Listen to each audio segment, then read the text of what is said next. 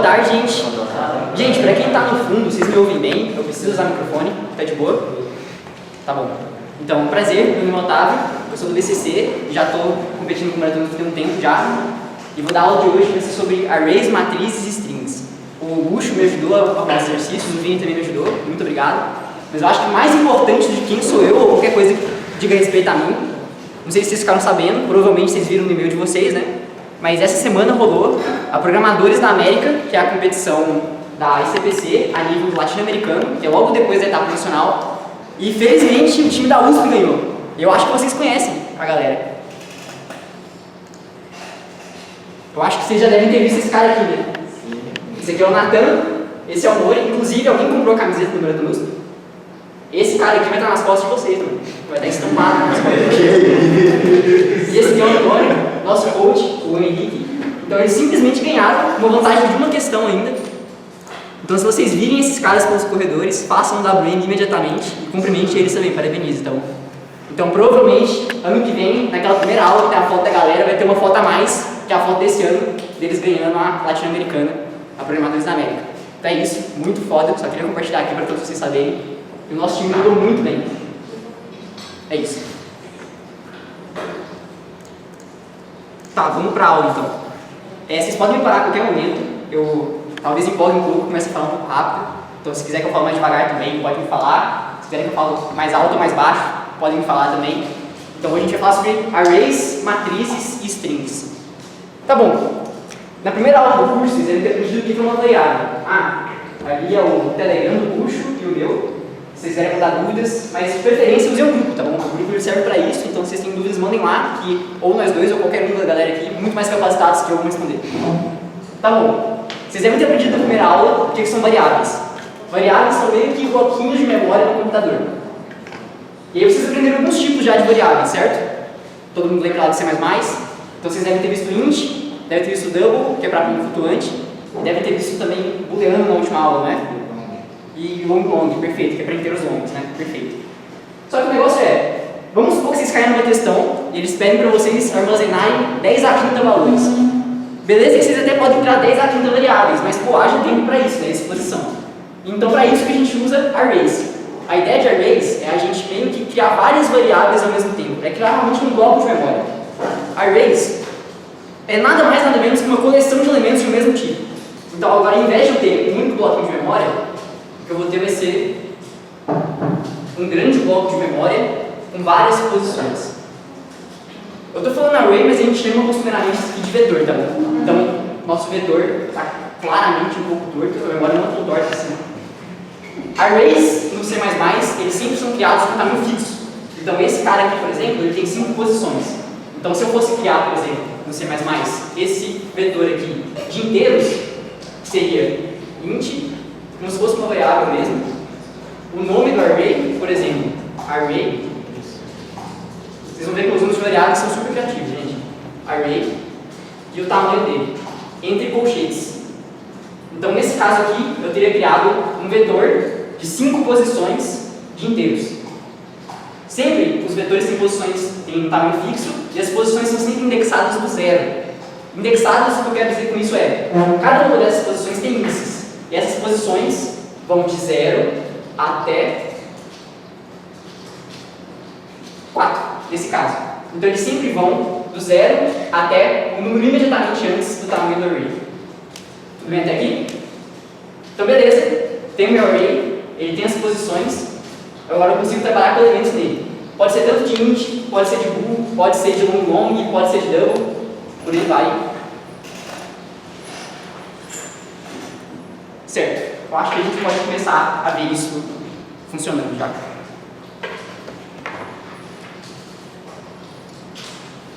Tá bom. Então aqui eu tenho o nosso código, com aquela estrutura meio básica, pronta, que todo código vai ter de vocês. E aí para criar um array, como eu disse, pode ser simplesmente int array, e aqui eu coloco 5. E aí nesse caso aqui eu estou criando um array de inteiros de 5 posições. Se eu vier aqui e compilar ele, tudo certo. Beleza, mas agora como que eu uso o array então? Eu posso, por exemplo, iniciar o array com valores fixos já. E aí eu posso fazer igual, uso aqui chaves e coloco os valores que eu quero. Então, por exemplo, 1, 2, 3, 4, 5. Se eu quiser, por exemplo, printar o elemento na primeira posição, eu posso usar o cout, que vocês já devem ter visto aí algumas vezes, e eu coloco array do índice 0. Usando o colchete 0, o que eu estou falando é, pega o valor que está dentro do meu array na posição 0, que nesse caso é a primeira posição do array. Então, se eu vier e compilar esse cara, eu vou ter VC1, deu certo. Perfeito. Eu posso fazer também pro 2, pro 3, pro 4, pro 5, pro 6, pro 7. Alguém chuta o que vai me aparecer se eu printar a posição 7? Apostas?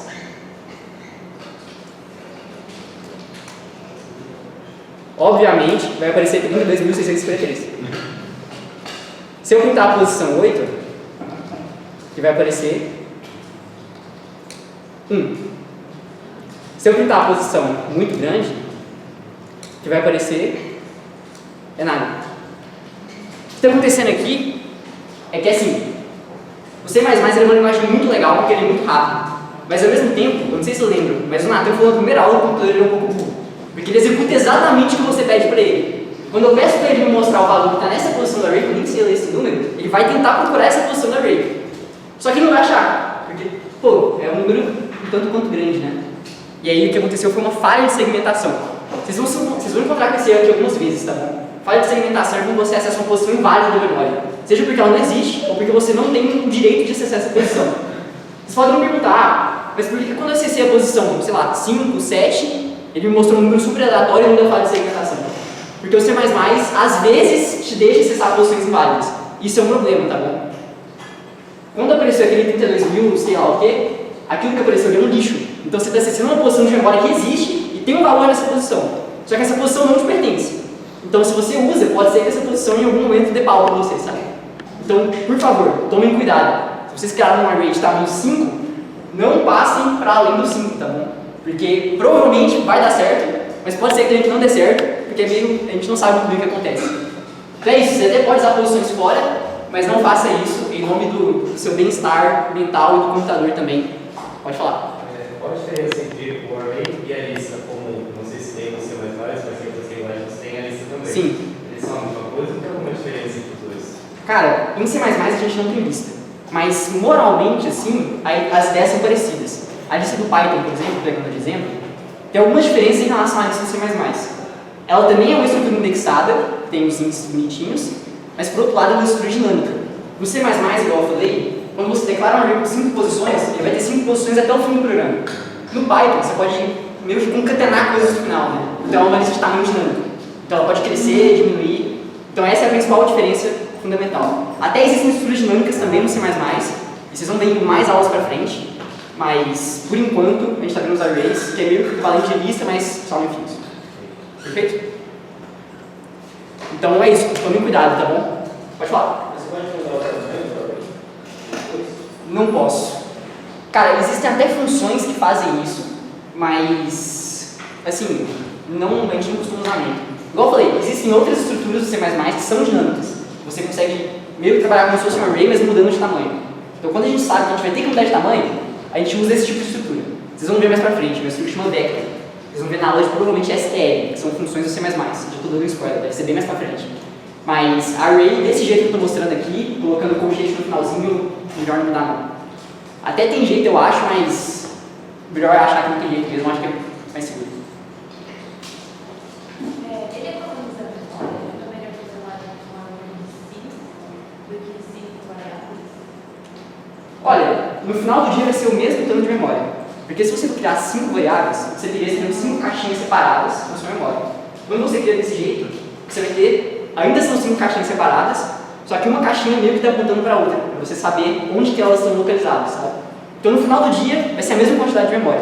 Se você criar um array de 5 posições, você vai ter 5 espaços de memória. Se você cria 5 variáveis, você vai ter 5 espaços de memória. Eu acho que a grande questão do array é a questão da praticidade. Se você criasse, por exemplo, 5 variáveis, vamos supor aqui, por exemplo, ó, vamos supor que nesse caso aqui, eu não quero inicializar meu array, e aí eu quero pedir para o usuário inicializar ele para mim, na hora da execução. Então o que eu vou fazer é, vou criar um loop, que vai de 0 até 4, né? E aí eu vou pedir para o usuário digitar a 10ª posição do array. E aí depois eu vou printar isso.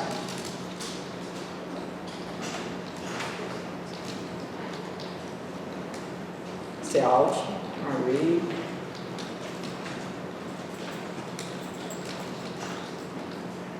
Certo? Então o que eu estou fazendo aqui é lendo as 5 posições do array, pedindo para o usuário e depois colocando na tela, jogando para a tela todas as 5 posições. Então se eu criar o código 1, 2, 3, 4, 5 1, 2, 3, 4, 5. Agora imagina, se você tivesse criado 5 variáveis, variável 1, variável 2, variável 3, variável 4, variável 5. Como que você faria um loop para essas 5 variáveis? Não teria como, né? Você teria que, de alguma forma, escrever no código a leitura de todas as 5 variáveis. Você teria que escrever C1, variável 1, C1, variável 2, C1, variável 3, e aí isso dá muito mais trabalho. O problema é que você tem, sei lá, 10 a 15 variáveis, igual eu tinha falado, é simplesmente inviável você escrever tantas vezes uma mesma coisa assim.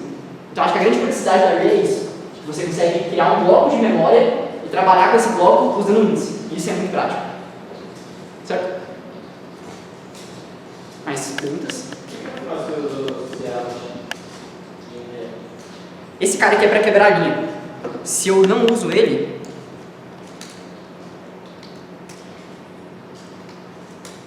um, 2, 3, 4, 5. Ele não quebra a linha no final. Entendeu? Eu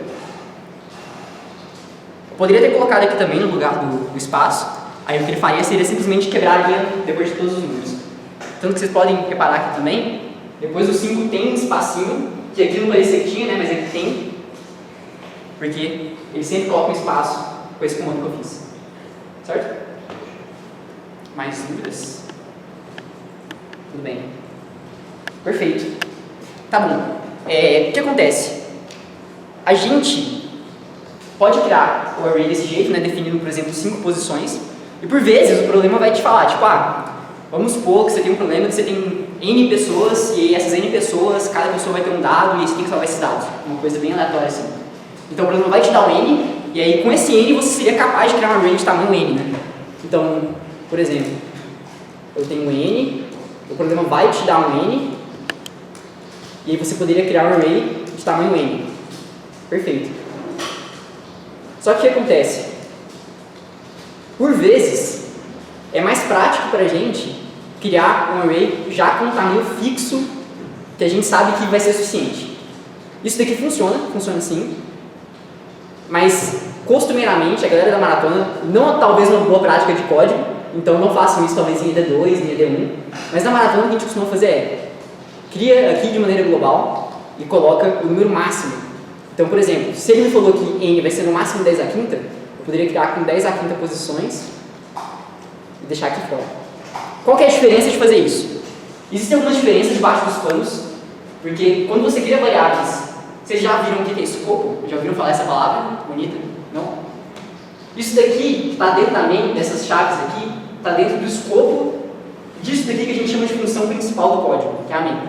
Eu acho que não vai ter aula de funções, então talvez eu esteja adiantando um pouco, mas tudo que está aqui dentro é salvado no lugar da memória, e tudo que está aqui fora é criado de maneira global, fora de um escopo, fora de chaves, é criado em outro lugar da memória. A princípio não tem muito problema, porque o tanto de memória que a gente usa, está tudo bem criar lá dentro e criar lá fora. Mas uma grande vantagem, e realmente uma grande vantagem, de criar coisas lá fora, é que agora, se eu vier aqui e pedir para ele me mostrar qual que é a posição 7 do array, alguém quer chutar o número dessa vez? Opa. Eu errei.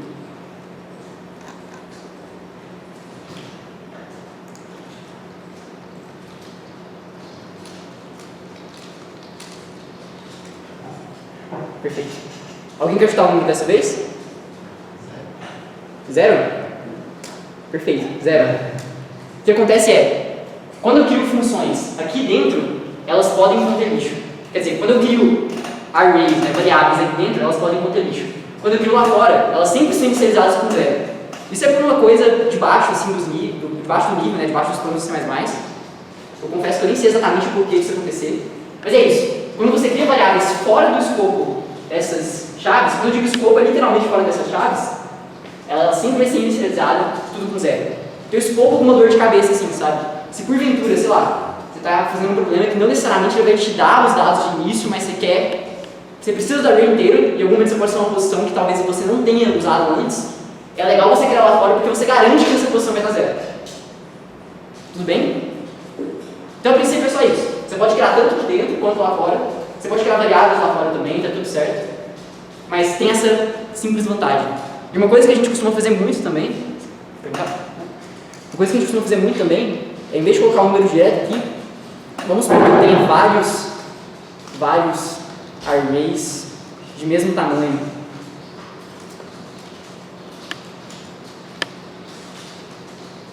Eu poderia criar simplesmente uma variável aqui chamada tamanho, com esse tamanho. Acho que coloquei uns a mais. Vou colocar todos aqui.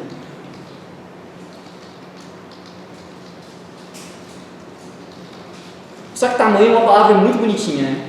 A gente costuma colocar maxn, que é uma palavra um pouco mais feia. Por que isso? Porque é literalmente o máximo de n. Então, provavelmente, se vocês virem outros códigos de pessoas que já codam há algum tempo na maratona, vai ter maxn e um valor aqui absurdo, e aí tudo para baixo vai ter criado com maxn. Então, o que eu estou fazendo é, eu inicio o tamanho aqui padrão, que a questão geralmente me dá, e aí eu inicio todos os arrays aqui, todos os vetores com maxn. E ainda melhor, a gente não costuma definir o tamanho máximo exato. A gente costuma colocar o tamanho máximo mais alguma coisinha. Então, sei lá, 10 à quinta e 10. Por quê? Como eu falei, vocês até podem acessar posições que não estão no intervalo da array, mas isso não é legal. Então, para evitar que isso aconteça, a gente cria um vetor maior. Mesmo que eu saiba que o array vai ser sempre usado tendo máxima posição 10.000, por exemplo, ou nesse caso aqui 100.000, eu vou lá e crio com 10 posições de folga, uma memória que eu sei que eu não vou usar, mas para garantir que se sem querer eu usar em algum momento do meu código, não vai dar pau. Então, nesse caso aqui, se a questão, por exemplo, me falasse que a array tem tamanho vai ser no máximo 100.000 posições, eu crio 100.000 mais 10, porque eu ainda garanto que tem 10 posições que eu ainda posso errar. Tudo bem? Isso aqui é realmente, talvez não boas práticas, igual eu falei, não façam isso em estrutura de dados, mas pra gente que está fazendo maratona, pode ser útil, assim, para evitar dor de cabeça, sabe?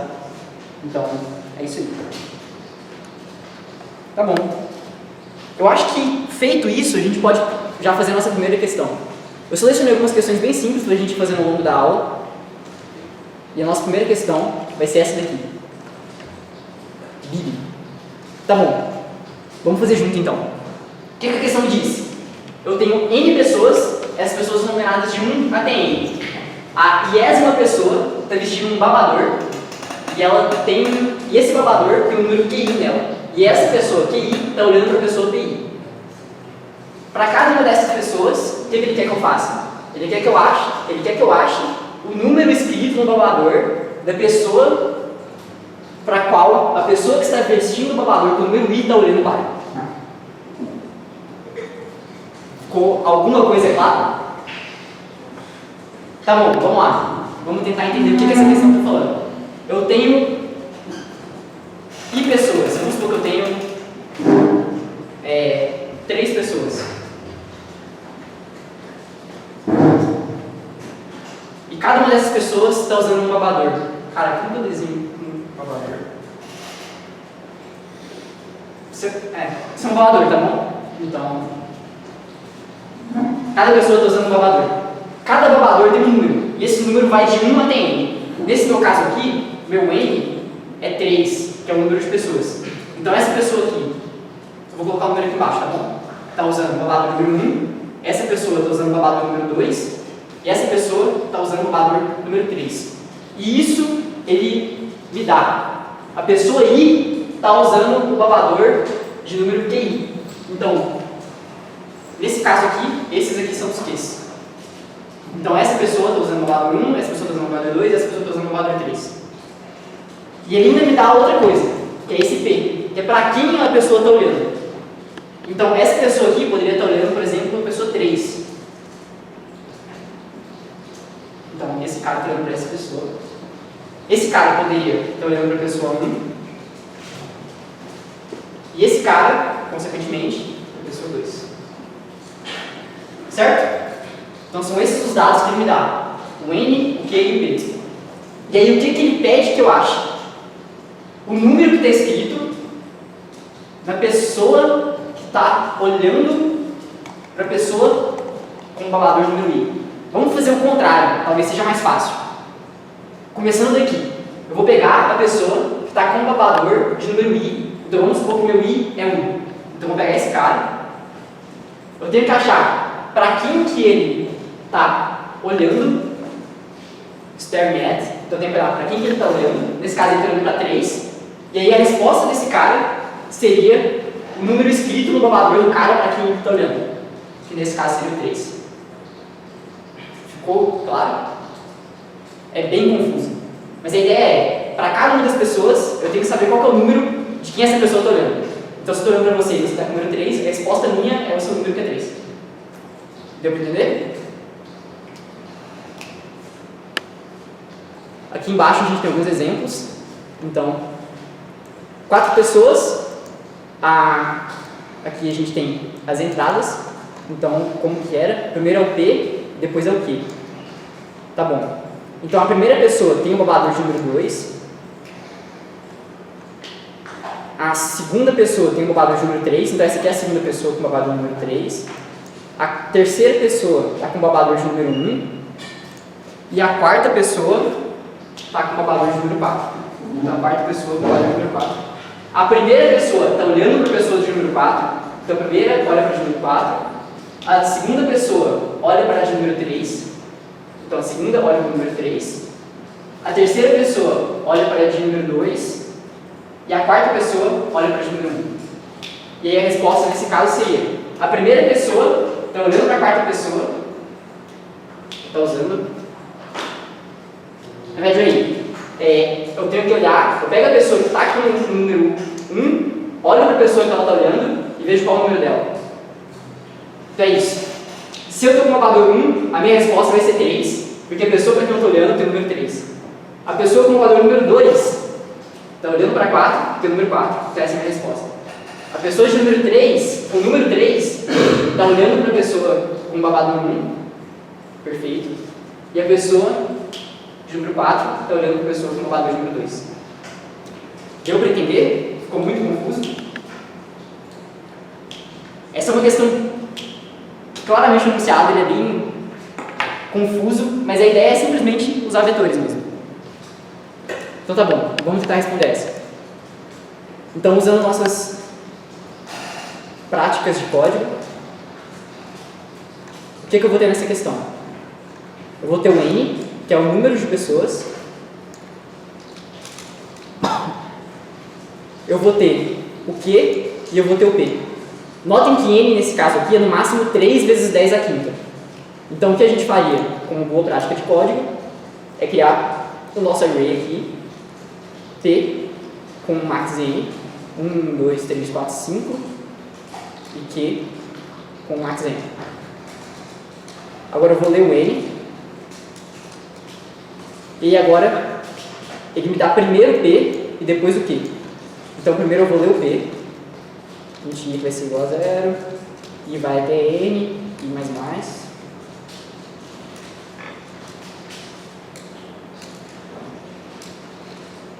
P, né? Isso.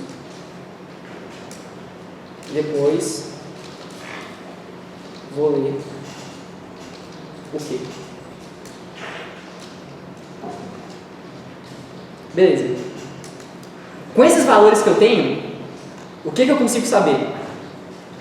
Dado uma pessoa I, dado, por exemplo, a primeira pessoa, usando o vetor P, eu consigo saber para quem que a primeira pessoa está olhando.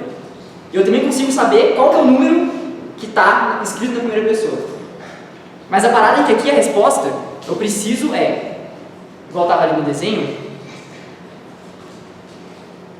a primeira saída vai ser a pessoa para quem a pessoa com o número 1 está olhando e o babador dela. Só que nesse caso, eu preciso saber a informação de quem está usando o babador com o número 1.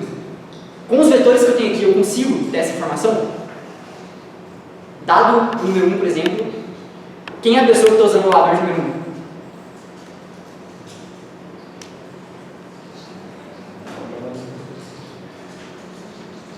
Eu até poderia, por exemplo, ficar procurando esse valor no vetor Q.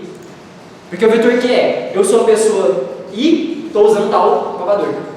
Então eu poderia percorrer o vetor Q inteiro procurando quem é a pessoa que está no número 1. Mas é mais fácil do que isso, eu simplesmente criar meio que o inverso desse vetor. Então eu vou vir aqui em cima, vou criar um outro vetor, que vai ser o W. A ideia desse vetor é, quem está usando o babador de número I? E aí para essa informação, eu vou colocar aqui, vai ser WQI, vai ser igual a I.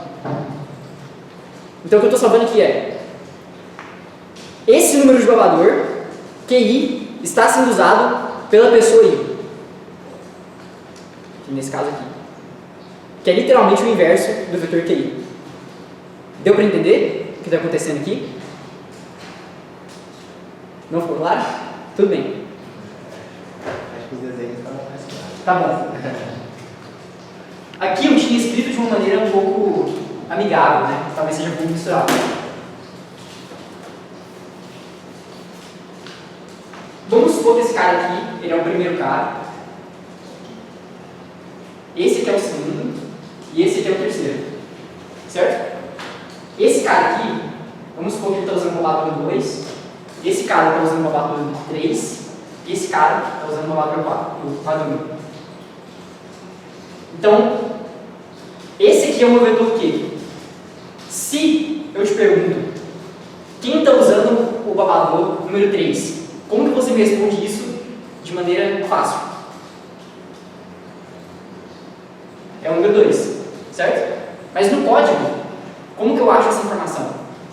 Quem está usando o babador número 3? Porque se eu te pergunto, qual o babador que o número 2 está usando? É fácil, é só ouvir no vetor Q, que ele já me deu, e olhar qual que é o valor que está na posição de número 2. É 3. Mas e o contrário? Quem é que está usando o babador de número 3? Como que eu responderia?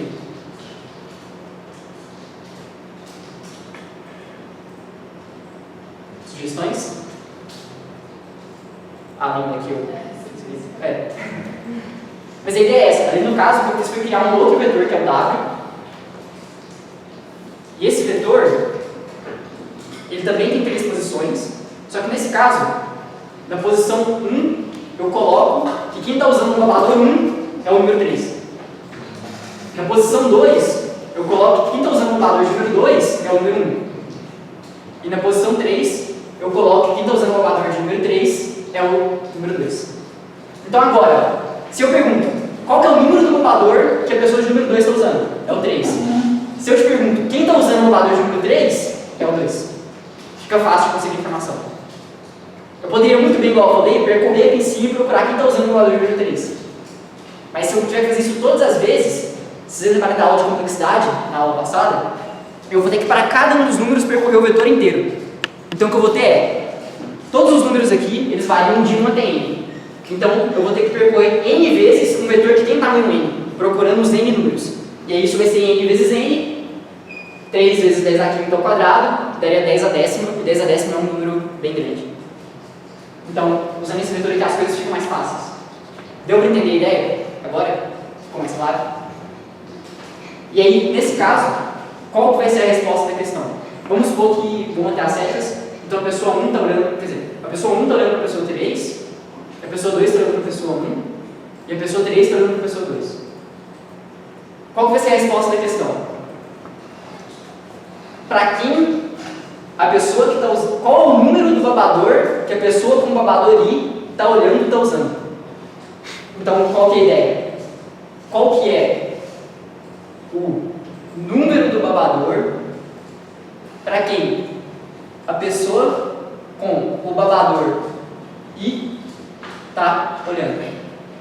Então é isso. Para cada I, eu vou ver qual que é o número que eu estou usando, para quem que eu estou olhando, e aí eu pego o número da pessoa para quem eu estou olhando. Deu para pegar a ideia? Então eu estou literalmente acessando 3 arrays ao mesmo tempo, acessando a posição de cada um. O número do meu babador, para quem eu estou olhando, e para qual o número da pessoa para quem eu estou olhando. É como se fosse uma alternativa inteira? Isso aí. Cara, ponteiro é uma palavra meio proibida nesse momento do curso. Mas, assim, mais ou menos. A gente não está usando ponteiros aqui. Mas, eventualmente, vocês vão se separar e daí a gente vai fazer com ponteiro, mas aí você tem que ser bem inferno, se mais nada. Né? Mas a ideia não é ponteiro de ponteiro. É só realmente vários ferramentas de vetor.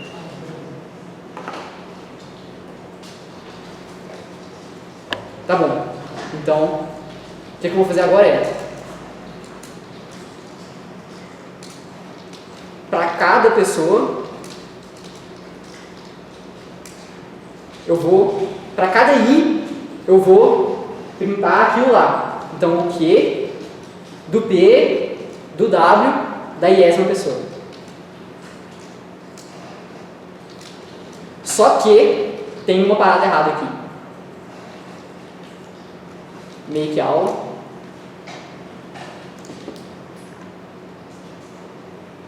Ah, verdade. Aqui nesse caso, eu estou criando um array usando esse inteiro aqui. Só que eu preciso que esse inteiro seja uma constante. Vamos ver se agora vai. O que significa isso? Eu preciso garantir para o código que quando eu vou criar esses arrays aqui, esse valor aqui não vai mudar em algum momento depois. Então eu preciso colocar essa palavrinha aqui antes para garantir que esse inteiro que eu estou usando aqui é uma constante. Quando eu crio uma variável com const, essa variável aqui não pode mais mudar. Eu não consigo mudar o valor dela. Então eu estou criando aqui uma constante e estou usando essa constante aqui para criar os vetores. Realmente tinha esquecido disso, é um detalhe importante. Uma outra maneira de eu fazer isso seria eu criar uma máquina. Seria, por exemplo, eu colocar hashtag define maxn e o número, por exemplo. Nesse caso aqui eu estaria criando uma máquina e aí o compilador, ele consegue, na verdade, antes do compilador, ele vai substituir todos os lugares que aparece maxn por esse número. Então ele literalmente vai pegar esse valor, vai procurar no código inteiro e vai substituir por esse valor aqui. Isso daqui se chama máquina. O legal desse jeito aqui de cima é porque você garante que o tipo que você está usando é o inteiro. Daquele outro jeito não, é literalmente uma palavra que ele está só copiando e colando. Então, eu pessoalmente gosto de usar desse jeito, mas vocês podem ver muitas vezes usar o define no código. Então agora sim, meio que a aula, já fiz, né? E aí, se eu pegar lá o primeiro exemplo,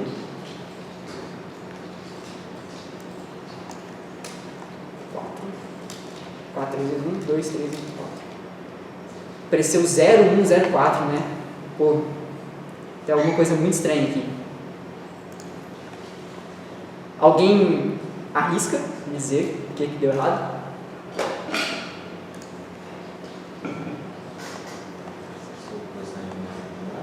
Perdão?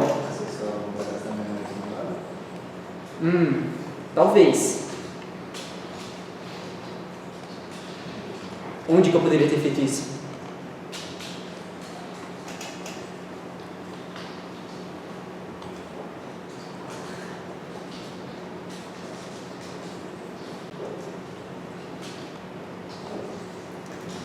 O que está acontecendo aqui? Perdão? Aqui? Isso, somar mais um. Somar mais um aqui? Por quê? Porque aí tu vai estar acreditando aquele zero. Porque antes você estava apontando o zero e até a mesma posição. Somando mais um, vai garantir que tu está de 1 a n, conforme o exemplo. Isso, exatamente. Mais ou menos isso.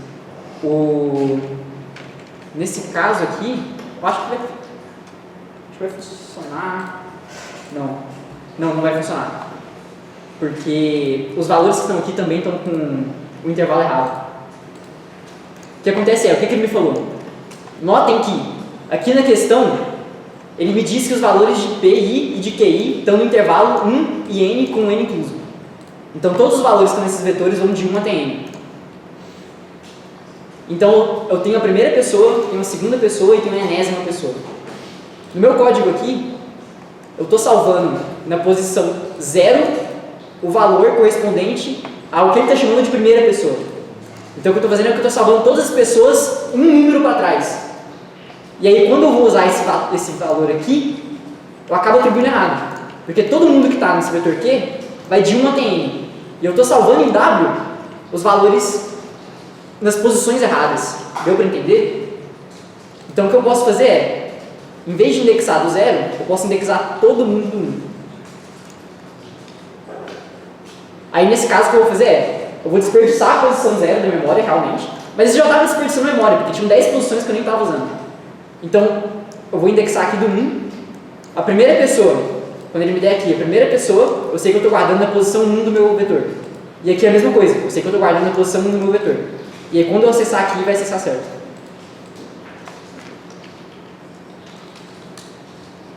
E aí agora se eu repito, 4, 3, 2, 1, 2, 3, 1, 4, 0, 3, 4, 1, claramente está errado, 3, 4, 1, 2. Claramente está errado. O último forte, perfeito. Muito obrigado. Mas você pode ver que a primeira posição saiu 0. Então, deu certo o que eu podia falar. 4, 3, 2, 1, 2, 3, 1, 4. Agora sim. 3, 4, 1, 2. Perfeito. Então, o que eu estava fazendo é, eu estou usando o meu vetor considerando a posição 0, mas aqui, quando ele me dá o primeiro cara, eu estou colocando o primeiro cara na posição 0. Então eu estou meio que trocando o nome dele de 0, quer dizer, de 1 para 0. Eu não estava cuidando disso no código. Eu estava sempre recebendo os dados e colocando eles nas posições erradas. Né? Então é meio como se eu estivesse cuidando do vetor aqui e eu estou colocando as coisas aqui. E aí eu perdi o controle dos links. Isso vai acontecer bastante também. Tudo bem. Então vamos tentar submeter.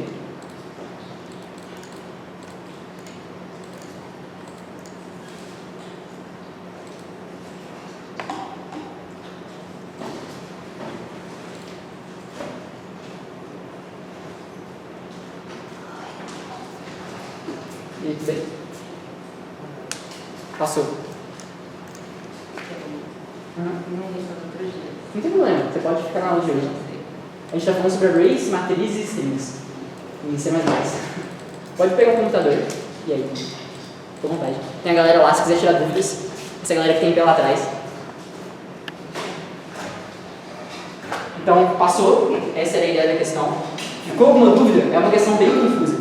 Mas a ideia é realmente usar os arrays e acessar as posições corretas deles. Então, só lembrando para a gente tomar cuidado. Tomem cuidado com os índices que vocês vão usar. Então, quais posições vocês estão acessando. Tomem cuidado com o tamanho. E tomem cuidado com o lixo, no caso de vocês não terem inicializado eles desde o começo. Tudo certo até aqui?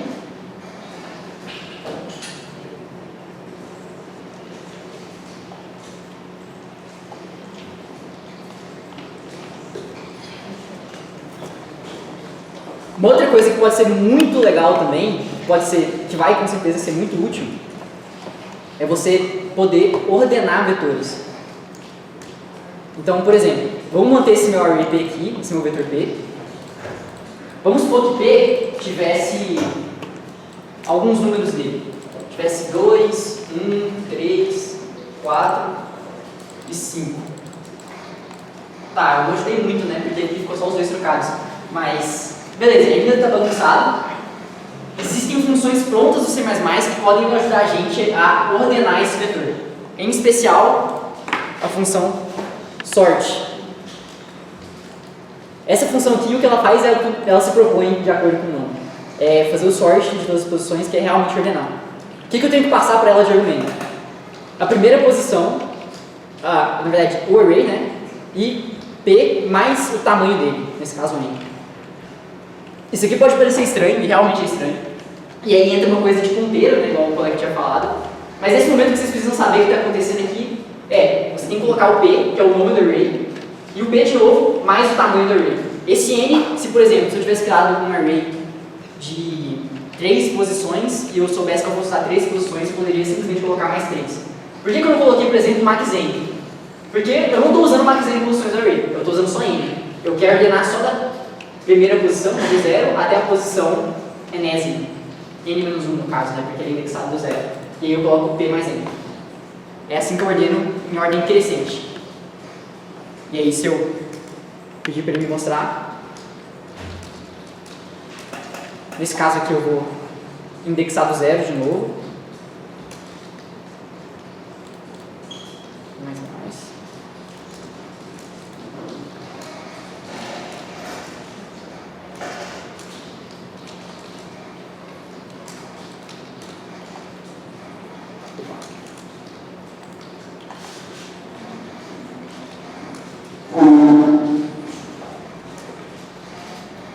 ter o primeiro digital n, então o nosso array é 2, 1, 3, 4, 5, 1, 2, 3, 4, 5.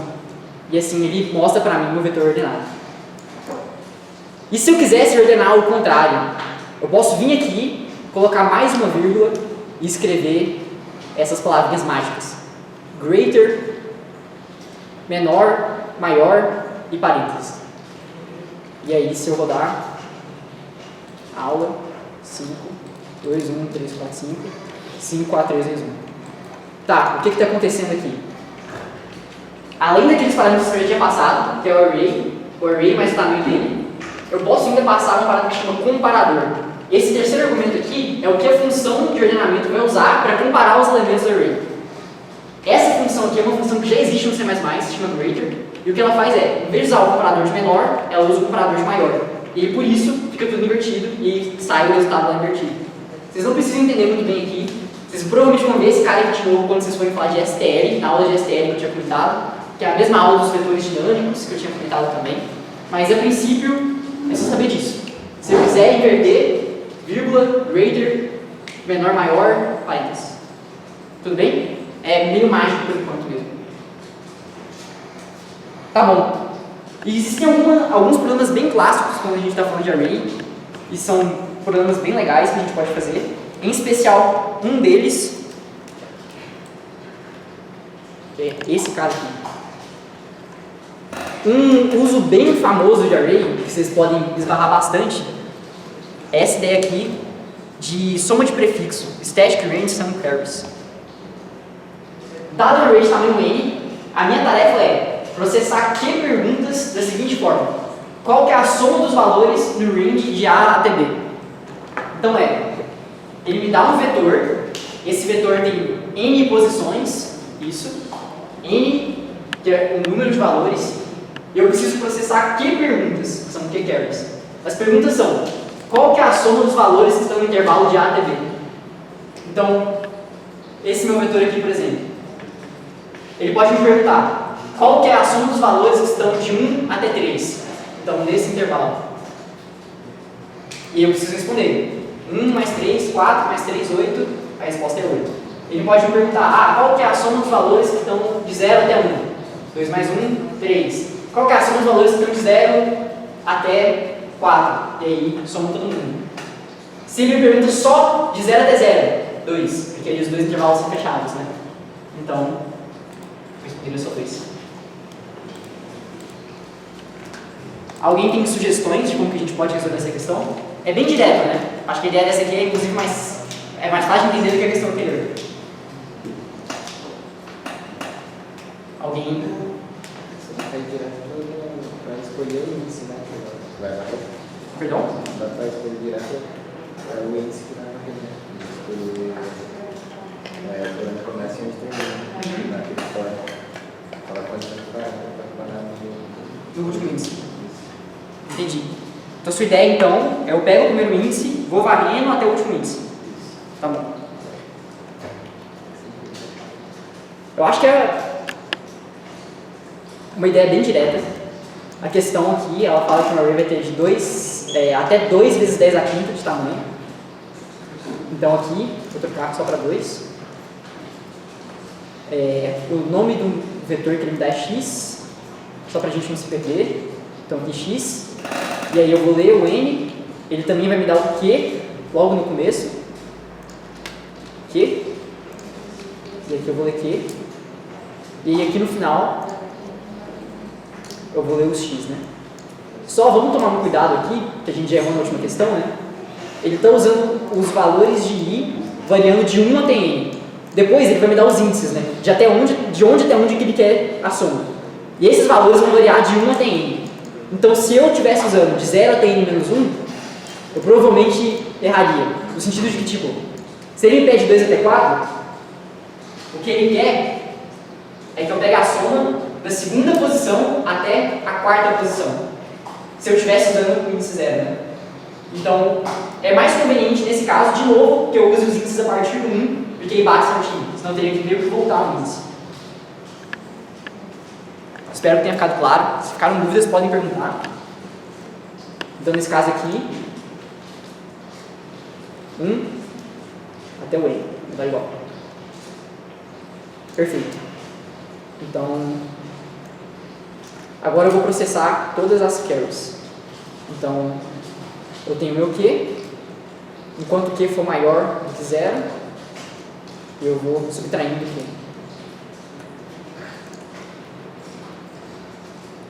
Então, eu vou ler A e B. Um outro jeito de fazer isso daqui, que é mais fácil, é simplesmente escrever o while Q menos menos. Isso daqui vai decrementando o Q até que o Q chegue no 0. Vou ler o A e o B, e o que eu vou fazer é criar aqui, pegar o A, então, criar uma variável que começa em A, vai até o B, vou criar uma outra variável aqui, e nesse caso aqui, percebam, os valores de x podem ser grandes, os valores que estão no array, 10 a 9, e eu posso ter até 10 a 5 elementos. Então esse cara aqui tem que ser um long, porque senão vai estourar. Então já vamos trocar aqui.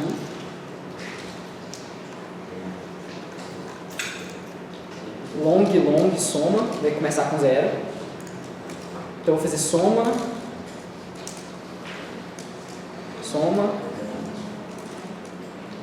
mais igual. Esse cara aqui simplesmente pega o valor que está aqui à direita e adiciona junto com o soma.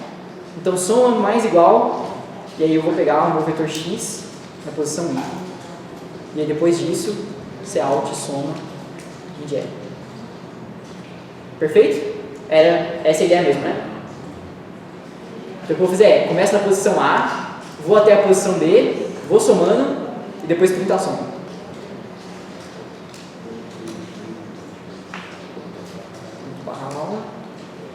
Tá. 8, 4, 3, 2, 4, 5, 1, 5, 3. De 2 até 4, 11, acertou. 5 até 6, 2.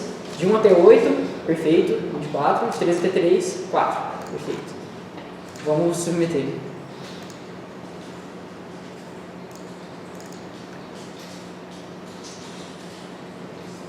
Cadê?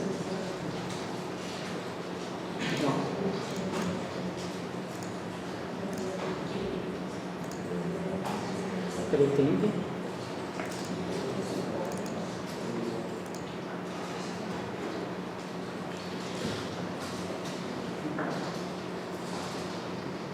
Time limit exceeded.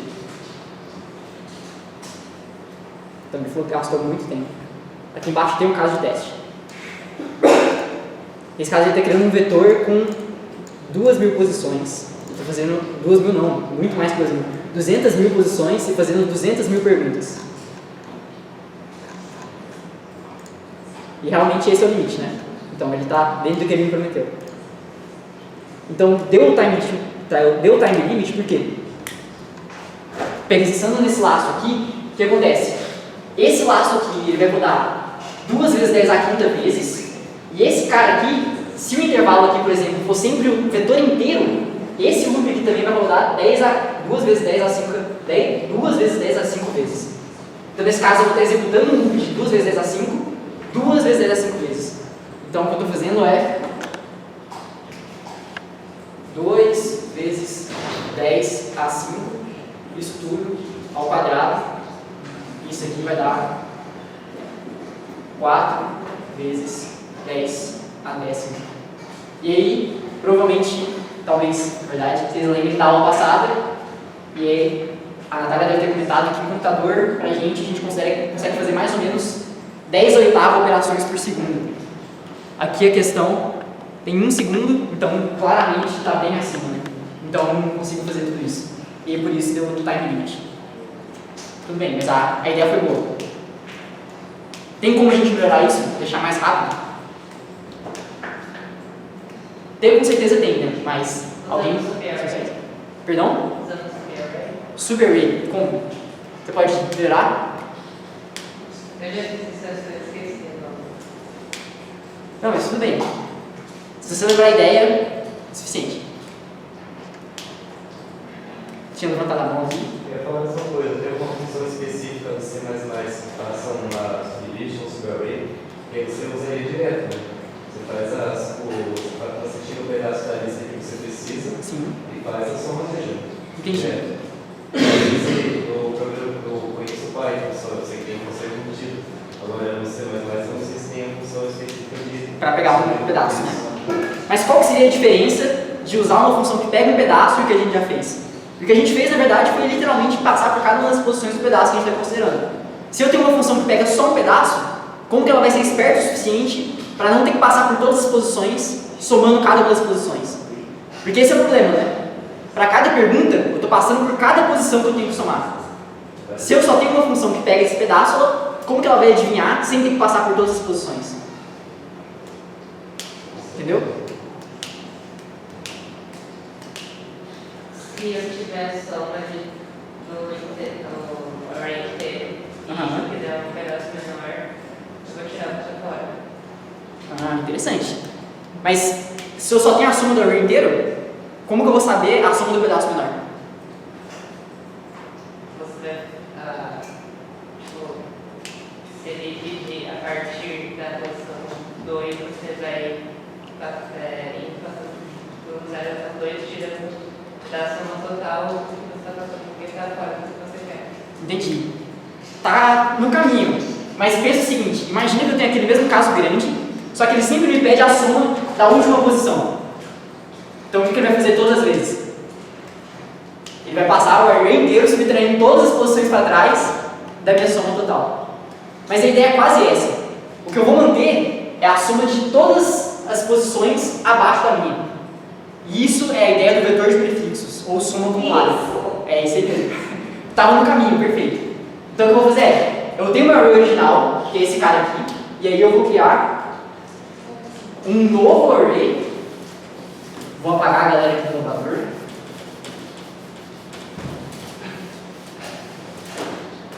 Um novo array.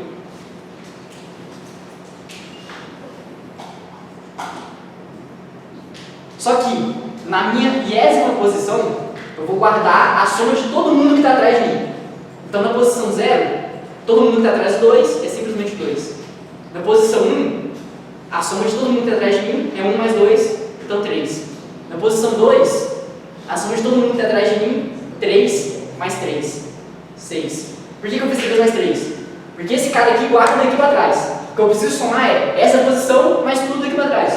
Então 3 mais 3, 6. Na terceira posição aqui, vai ser 4 mais tudo daqui para trás. Então 4 mais 6, 10. E aqui, quarta posição, vai ser 5 mais 10, que é tudo daqui para trás, 15.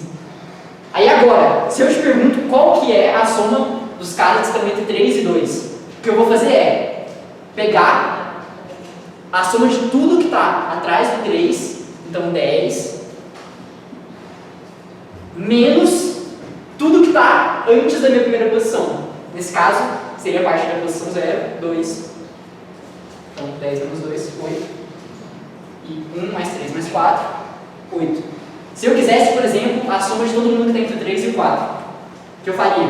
Pego a minha última posição, 15, 4, e a soma de todo mundo que está aqui atrás do 4, da terceira posição. Então isso é 6. Então 15 menos 6, 9. E aí 4 mais 5, 9. Deu para entender a ideia? Essa é uma ideia já bem interessante usando arrays. E, cara, isso aparece bastante também. Mas nesse caso ele não teria que antes somar um por um e aí teria que ser corretor de código no chat? Você disse para construir esse vetor aqui embaixo? Sim, mas a questão aqui é, como que eu sei a soma de todo mundo que está antes da posição 0?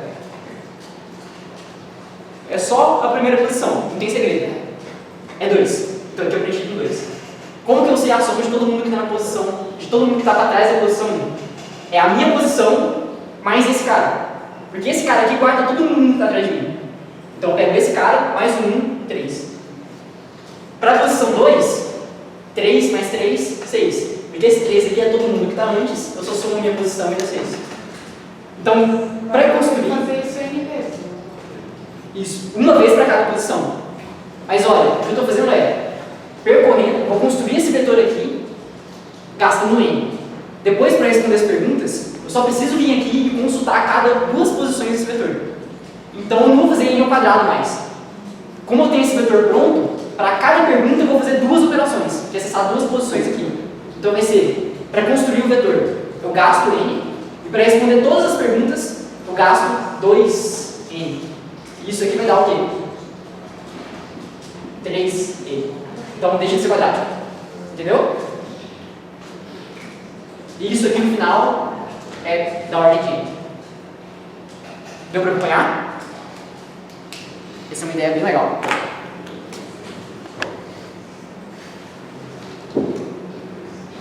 Tá bom, então vamos lá. Então o que eu vou fazer é, depois que eu criei aqui o meu vetor xi, eu vou criar um outro vetor que chama prefixo, que ele guarda a soma do meu prefixo. Então, a partir da posição 1 até a posição n, lembrando, a grande vantagem de ter criado aqui fora é que ele já começa com tudo zero. Então eu não preciso inicializar a posição zésima, porque ela já tem zero lá, né? Então meu prefixo na posição i vai ser igual ao meu xi mais prefixo em i menos 1, que é exatamente o que eu tinha feito aqui. Para preencher a posição 1, é o valor que está aqui mais o valor que está ao anterior já no vetor de prefixo. Nesse caso aqui, como eu estou indexando zero, eu tentaria acessar uma posição menos 1 no meu prefixo, né? Se eu estivesse usando zero aqui. Só que como eu estou usando 1, é prático. Essa posição aqui estava vazia, estava com zero na verdade. Então eu vou ter que avançar essa posição. Deu para entender? E aí para responder, fica um pouco mais curtinho também. Vai ser prefixo i menos prefixo, opa, i não, b a menos 1. E aí a menos 1 porque eu estou pegando a posição imediatamente anterior ao início do intervalo. Se eu pegasse a posição A, eu estaria descartando a primeira posição do intervalo, né? Se eu quero a soma desse cara, eu pego a posição A, então eu estou tirando todo mundo que está daqui para trás, né? E eu perco essa posição aqui. Nesse caso está contido aqui. Então eu vou fazer o A menos 1 pegando todo mundo que está para trás do intervalo. E aí vamos lá de novo.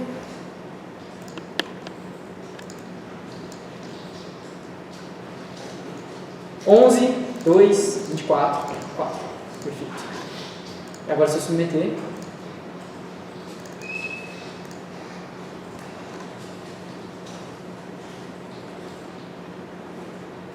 Perfeito. Agora passou em 0,52 segundos. Bem mais rápido. Deu para entender a ideia? Essa é uma ideia importante. Tudo bem até aqui? Dúvidas? Tudo bem. E essa aqui vai ser uma questão bem útil para a próxima questão que a gente vai fazer. Mas antes disso, só para a gente terminar esse assunto, vetores podem ser vetores de qualquer coisa mesmo. Então pode ser int, pode ser bool, pode ser double, por aí vai. E podem ser também vetores de vetores. E isso é uma ideia de uma matriz.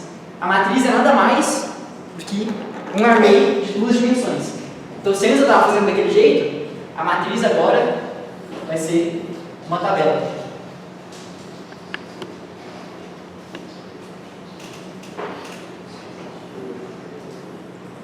Vocês podem pensar como se para cada posição do array eu tivesse um outro array. Para cada posição, um outro array. Para cada posição, um outro array. Então, é como se eu estivesse guardando um vetor dentro de um vetor. E isso dá uma matriz. E para eu criar isso, vou apagar tudo aqui. O que eu poderia fazer é isso daqui. Então, x, max n e max n de novo. Eu estou criando uma matriz de max n por max n. Daquele jeito lá, como se fosse uma tabela mesmo. Só que tem um problema aqui, né?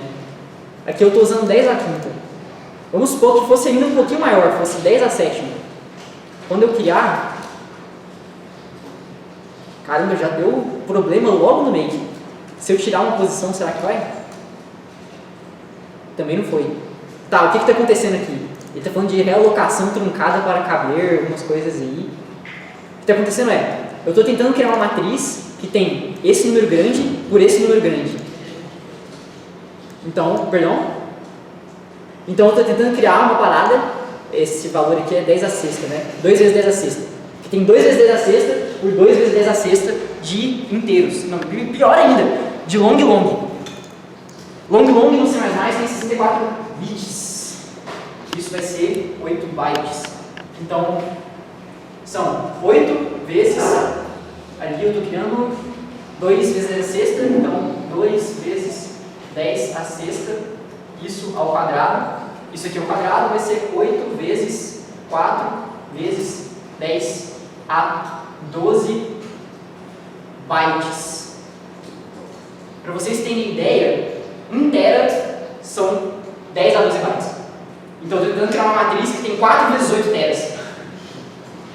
Então, realmente eu acho que está um pouco grande.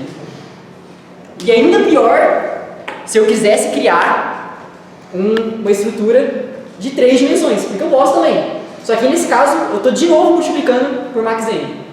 Então, eu tenho medo de rodar esse comando, eu não vou nem tentar. Então, quando vocês forem trabalhar com matrizes, vetores também, lembrem-se que o computador ele é finito. Então, eu não posso guardar memória infinita. Então, quando eu estiver criando, tomem cuidado com o tamanho das coisas que vocês estão criando, porque eventualmente isso estoura. É muita coisa para guardar no computador. Então, tomem cuidado com os tamanhos que vocês vão usar, tá bom? Isso pode dar problema, com certeza. Usando matrizes, as mesmas regras se aplicam. Então, vamos diminuir aqui, por exemplo, para 210.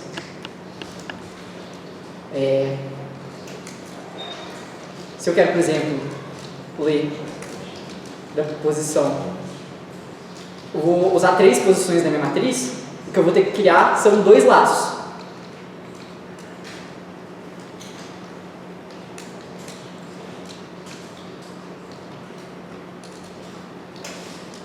Aqui o que eu vou fazer é, eu crio um laço, e esse laço, para cada i, vai iterar com j de 0 até 3, e eu vou acessar a posição x e j.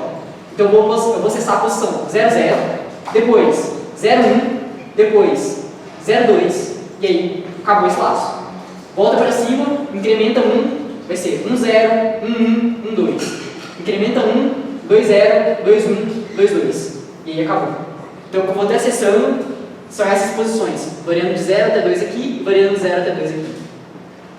E aí, se eu quiser exibir isso na tela,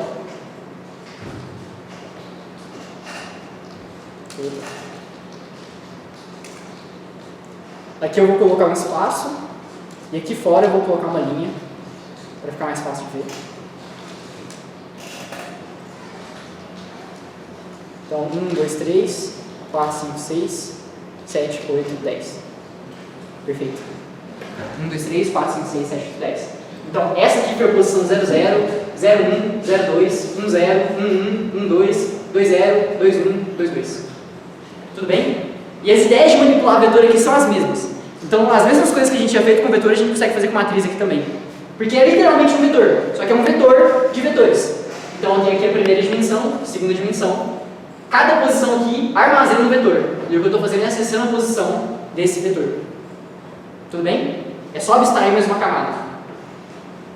E aí, naturalmente, se a gente fez soma acumulada num vetor de uma dimensão, por que não fazer soma acumulada, um vetor de prefixo, em 2 dimensões? E aí eu meio que dei um spoiler da questão já.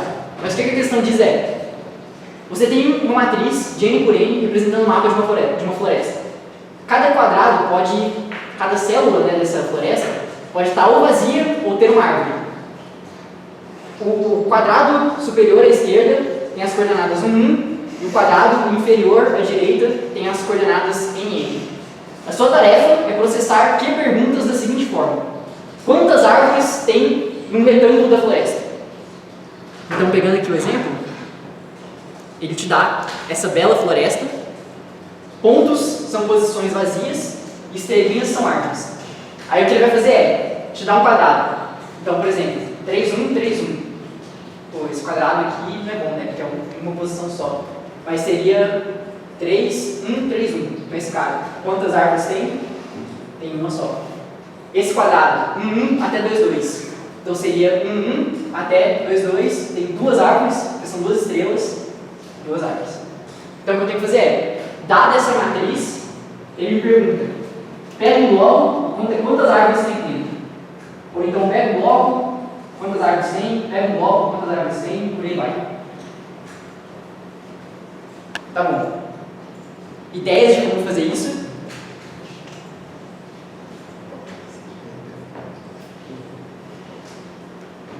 Daria para fazer mais ou menos o que a gente tinha feito na outra que vocês viram.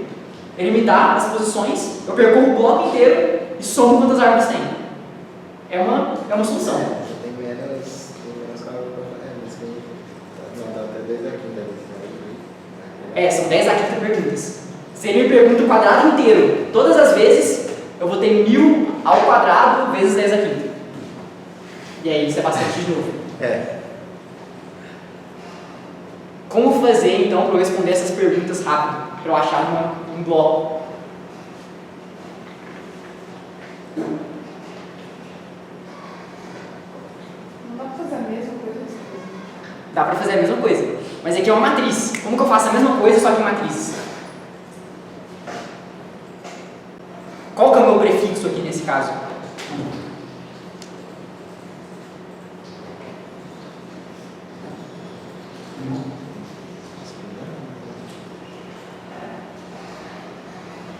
Mas a ideia é essa mesmo. Não vai ter beleza, mas aí na matriz o bagulho assim. Fica duas dimensões. Mas é por aí. Tá bom. A ideia aqui é de novo essa, só que o que eu vou fazer? Em vez da minha posição guardar todo mundo que vem para trás, o que eu vou fazer é a minha posição guardar todo mundo que vem para trás e para cima. Que é mais ou menos a ideia de prefixo, né? Então, o valor que eu vou guardar nessa posição aqui, ele vai armazenar a soma de todo mundo que está nesse bloco. Eu guardo todo mundo que está aqui para trás. Então, para cada posição, eu guardo a soma do bloco para trás inteiro.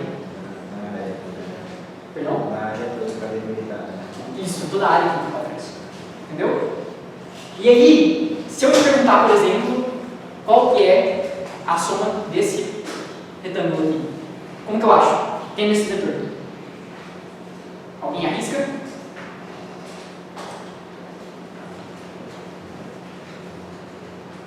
Vou criar. 1, 2, 3, 4. 1, 2, 3, 4, 5, 6. Se eu quero calcular a soma de todo esse quadrado aqui, alguém arrisca como que eu poderia conseguir?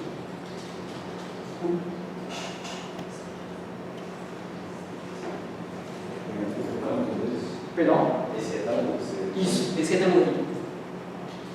você poderia pegar o 5, 4, depois 5, esse cara, né? 5, 4. Aí depois tirar 2, 4. 2, 4. Tirar o 5, 2. E 5, depois 2. somar o 2, 2. E somar os dois. Exatamente. Então o que eu faria é, se eu quero achar esse quadrado, esse retângulo, eu calculo, eu pego esse valor aqui, que é a soma de todo mundo que está aqui para trás. Só que eu estou contando coisas demais, né? Tem coisas aqui que eu estou contando junto que eu não quero. Então o que eu tenho que fazer é desconsiderar esse valor, que é a soma de todo mundo que está aqui, todo mundo que está aqui, desconsiderar esse valor, que é a soma de todo mundo que está aqui. Só que agora eu tirei demais, né? Porque eu tirei esse bloco aqui 2 vezes. Então, como o amigo disse, eu somo o cara que está aqui para tirar esse cara desse bloco só uma vez. Perfeito, exatamente a ideia. Tá. Vamos ver se eu acerto os índices. Então, n vai até 1000. E percebam que o n aqui é menor, porque a gente está falando de uma matriz. Ele não pediria que eu criasse uma matriz absurdamente grande. Então, minha matriz vai ser... Pode ser floresta. Então, o que eu vou fazer é...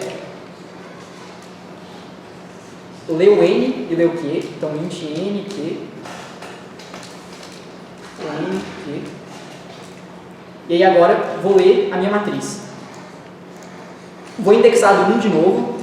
para não me perder, porque os valores que ele vai dar aqui das coordenadas são de 1 até n. Então, 1 até n.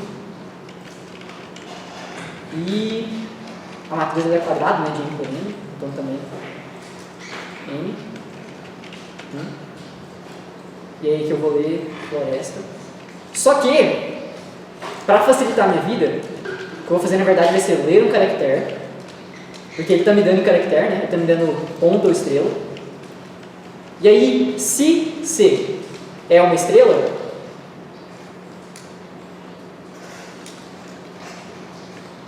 na posição IJ da floresta, eu vou guardar 1. Se for ponto, vai ser 0, mas como ele começa aqui fora, já é 0. Isso vai facilitar a minha vida, né? Porque quando eu vou fazer o prefixo aqui, a soma acumulada, vai ter vários 1s, e eu vou somando todos os 1s, e aí vai ter o que eu quero. Então aqui, 1, e as posições que não passarem por aqui, vai ser 0. Aí agora, qual é esse cara? Na verdade, não. O que eu preciso fazer é acumular, né? Então eu vou criar aqui prefix, maxn. Então, mesma estrutura dele de cima.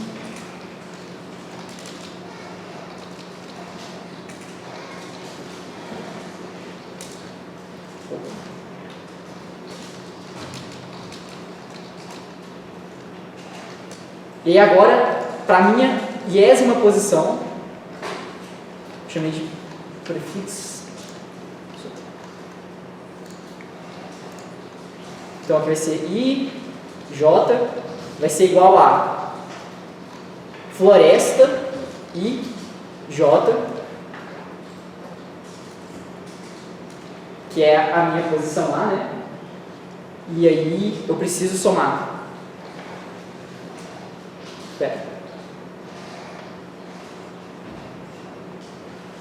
Esse cara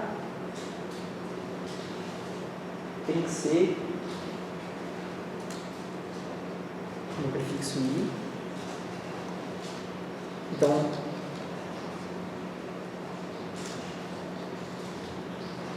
ele tem que ser a minha posição, floresta, na posição I, J, mais prefixo I menos 1 IJ, mais prefixo I J menos 1, isso, menos prefixo I menos 1, J menos 1. E é por isso que eu falei que eu acho que ele me enganar. Porque o que eu estou fazendo é, para construir esse cara, eu pego essa posição, eu tenho que somar todo mundo que está aqui, com todo mundo que está aqui, só que eu somei 2 vezes todo mundo que está aqui. Então eu tenho que subtrair todo mundo que está aqui. Então eu pego isso, mais isso, menos isso. Que é a mesma ideia de quando a gente for explicar as caras. Deu para entender? Então, é a posição que eu estou agora, mais esse cara no prefixo, mais esse cara no prefixo, menos esse cara aqui, né, que é a posição ali na diagonal. Perfeito. Certo. Agora então o que eu tenho que fazer é responder as perguntas, né? Ele me dá o quê? Então, enquanto tem menos menos, eu tenho que ler um y1 e um x1.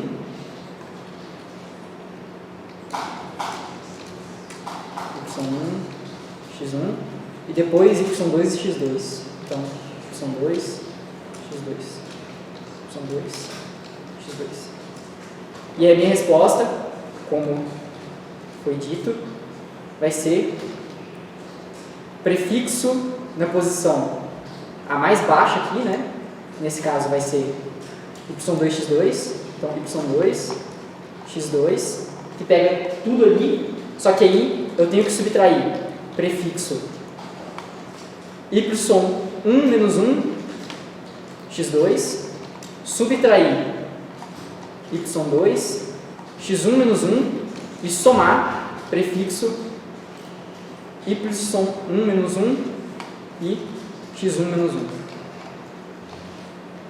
e aqui em diante. Porque aí o que eu estou fazendo é isso. Eu pego as coordenadas aqui do meu ponto mais inferior e à direita, subtraio essa primeira parte, mantendo o número das coordenadas, depois subtraio essa parte, mantendo o número das coordenadas, e depois somo esse cara aqui, que era o que eu utilizei mais.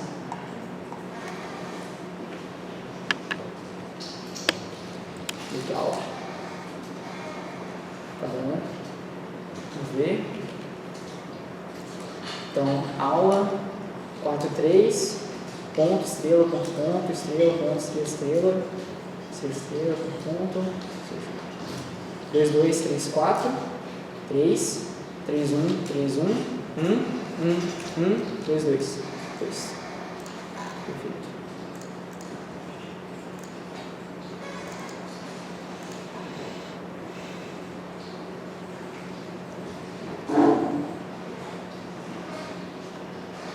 Perfeito. Isso aí. Então, já temos também nosso primeiro problema com matrizes. E a ideia de matrizes é literalmente um vetor, só que de uma dimensão a mais. Então, não tem muito segredo também. É realmente mais vetor, um vetor de vetores. Tudo bem até aqui? Dúvidas?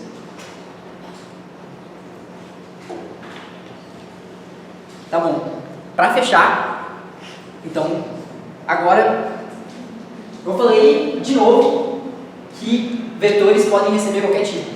Inteiro, booleano, float, quer dizer, double, outros vetores, então fica vetor de vetor, e eles podem receber ainda caracteres. Vocês provavelmente viram um tipo char, né? Só que meio chato para trabalhar com char. Se você quiser uma palavra, como que eu posso ter uma palavra se eu tenho um caractere só?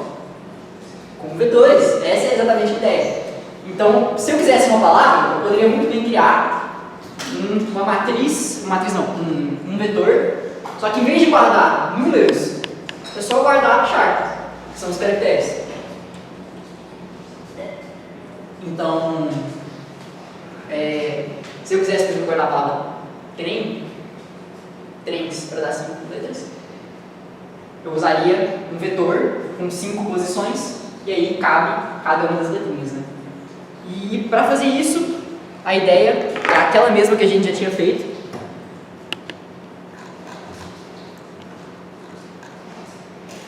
Seria fazer um char, palavra e 5 posições.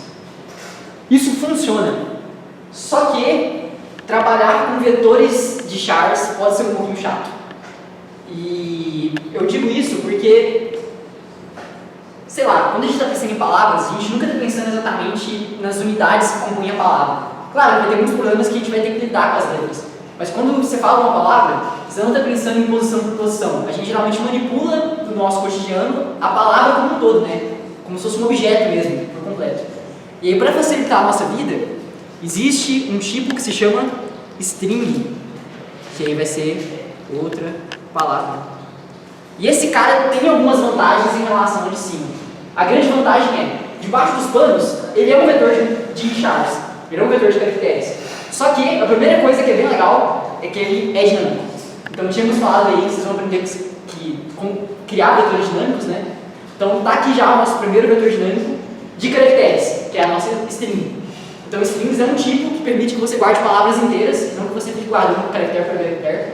E ele tem muitas vantagens em relação ao de cima. Por quê? Porque ele já traz algumas funções prontas que ajudam a gente a trabalhar com string.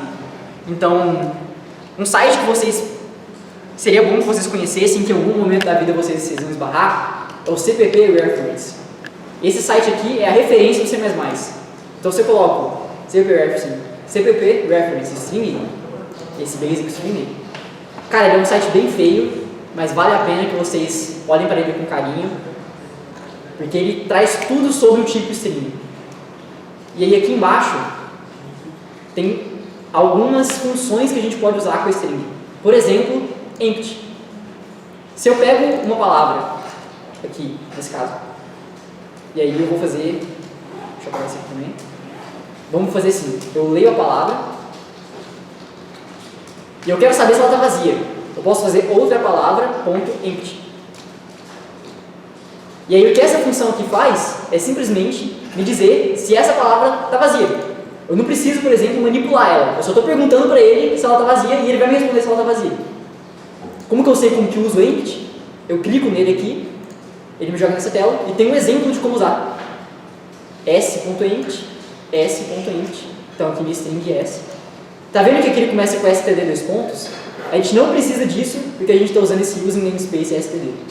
Então vocês podem ignorar e começar direto aqui dos dois pontos para frente. Então ele me responde se está vazia. Se eu executar esse código, aula, eu acho que ele está pulando ali.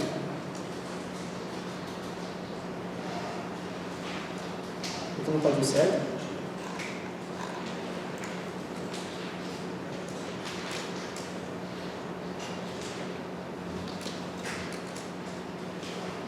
Não está vazio, porque eu tenho um A.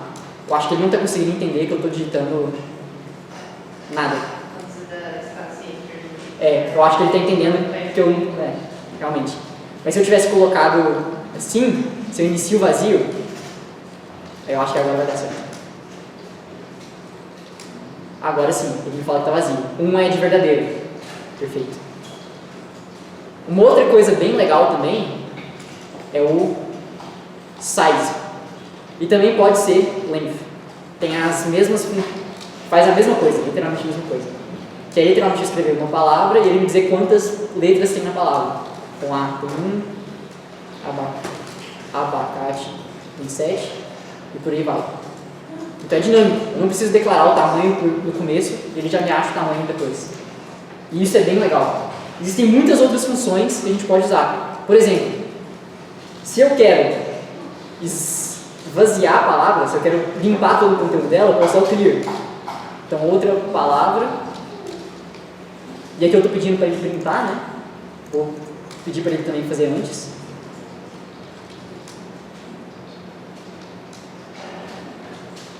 Abacate. Então, ele 7 letras, abacate, poder clear, não tem mais nada. E eu poderia também adicionar letras atrás. Pushback é uma função que eu concateno letras atrás. Então eu poderia colocar aqui, por exemplo, a letra abacates. Abacates. E aí eu queria fazer é colocar uma letra no final. Um outro jeito de fazer isso é usando mais igual. Yes.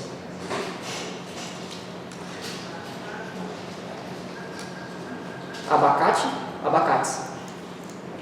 Então, esse é o tipo de coisa que eu nunca conseguiria fazer com um vetor daquele jeito que a gente aprendeu. A grande vantagem é isso. Eu estou trabalhando com uma palavra realmente. Eu consigo acessar cada posição linda da palavra da mesma estrutura que eu fosse, do mesmo jeito que eu fosse fazer com um vetor. Então, se eu quero só a primeira letra, eu posso acessar a posição 0 da minha palavra. Make aula, abacate, e eu pego só o A. Eu posso fazer isso até o final, né? Até length menos 1, porque ele é indexado do 0, como vocês viram aqui. O 0 é a primeira posição. Então ele tem muitas vantagens, e esse site aqui, o CVP Reference, ele traz muitas das funções. Vocês podem ver que tem bastante coisa aqui. Só uma coisa que é importante vocês ficarem espertos, é que essas funções, elas não executam coisa de graça. Se eu estou usando, por exemplo, o pushback,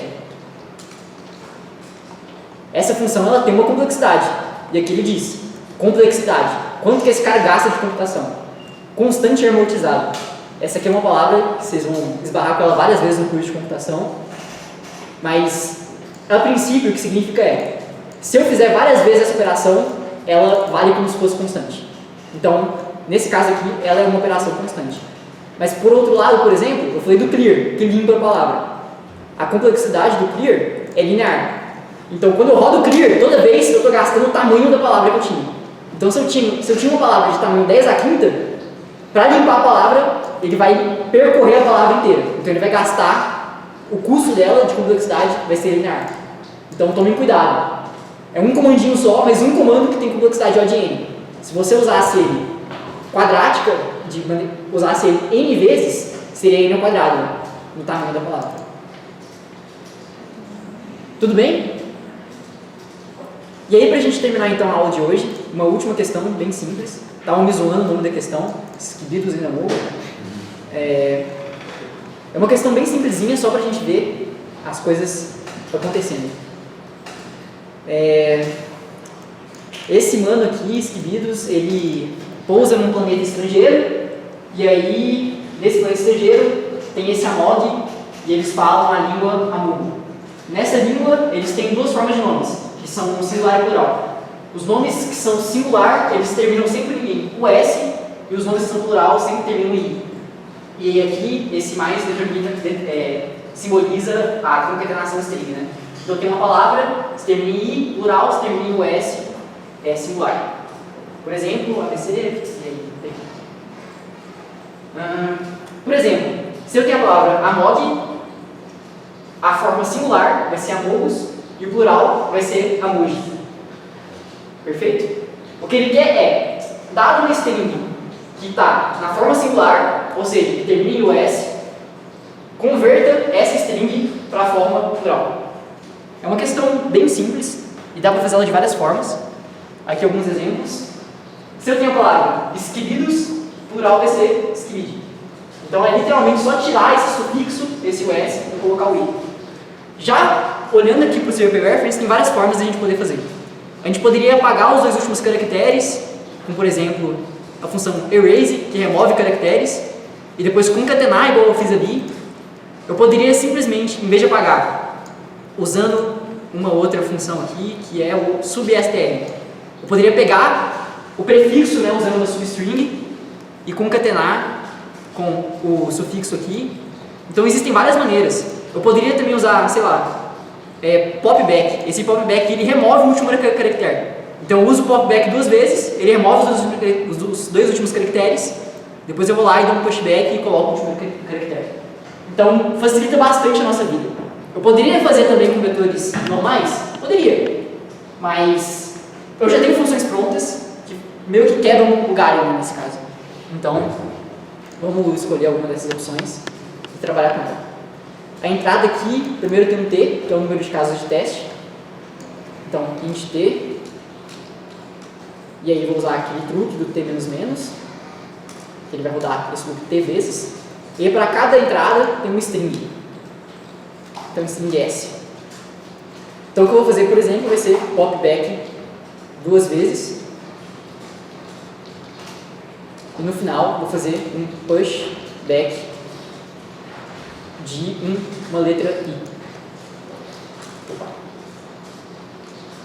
E aí no final, eu simplesmente mostro essa. Então removo os dois últimos caracteres e agora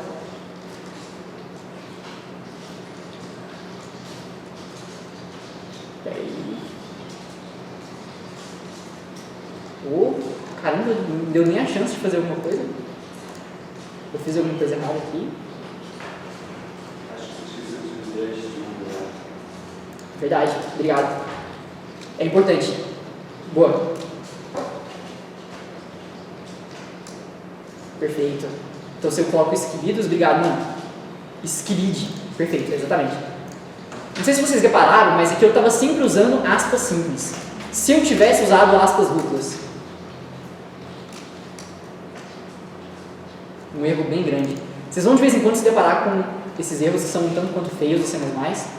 E aí aqui ele está falando que teve uma conversão inválida de um tipo para outro tipo. O que acontece uma regra geral quando eu estou usando aspas simples, eu estou falando de um caractere só. Quando eu estou usando aspas duplas, eu estou falando de uma string. Então eu estou falando de que poderia ser mais caracteres. Então isso daqui não seria correto no C++. O pushback, o que ele faz é sempre adicionar um caractere. Então eu preciso usar aspas simples no caso do pushback.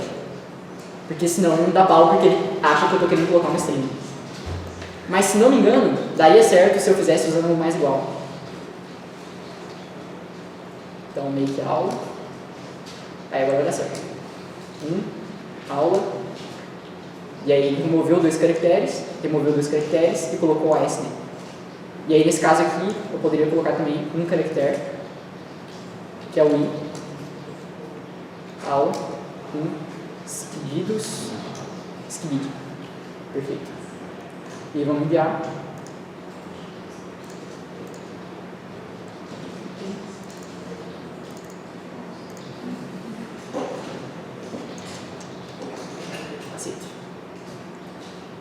É isso aí.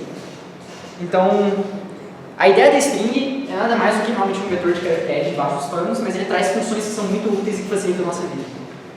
Sintetizando a aula de hoje, o que a gente viu foram arrays, lembrando que tomem cuidado com o tamanho dos arrays que vocês alocam, em especial também com as matrizes. Lembrem que as matrizes são sempre quadráticas, né? Então tomem cuidado para você não criar coisas grandes demais. Quando a gente está falando de arrays, lembrem que eles têm sempre tamanho fixo, e eles são indexados a partir do zero. Cuidado com os índices, isso é um erro muito frequente também. Função de sort, que é para fazer ordenação, sempre colocando sort, o nome do array mais o tamanho dele, e se você quiser um terceiro elemento, né, que seria a função de ordenação, quer dizer, a função de comparação, que poderia ser, por exemplo, greater, menor, maior, parênteses. Falamos de matrizes, falamos de strings, lembre com carinho do CVP Reference, ele é feio, mas ele é legal, então vale a pena aprender a ler ele é bem útil. E temos a lista de exercícios. Eu coloquei bastante exercício lá, já estão fazendo, que legal. Caraca, já tem um cara que está fechando. Pô, já vai ter que pagar hoje o prêmio, olha só. Excelente. Cara, tem exercícios aqui que são bem legais, espero que vocês gostem. E façam os exercícios, gente. Apesar de eu ter falado aqui muita coisa, sem dúvida, a gente só aprende mesmo quando está colocando a prática na coisa, assim, sabe? Colocando a mão na prática. Então, se vocês tiverem um tempinho ao longo da semana, eu sei que o BCC é puxado, tirem um tempinho para dar uma olhada na lista, façam, nem que sejam os fáceis mesmo. E é isso aí. Obrigado, tem umas notas aí. Se tiverem dúvidas, precisarem de algo, estou à disposição. Valeu.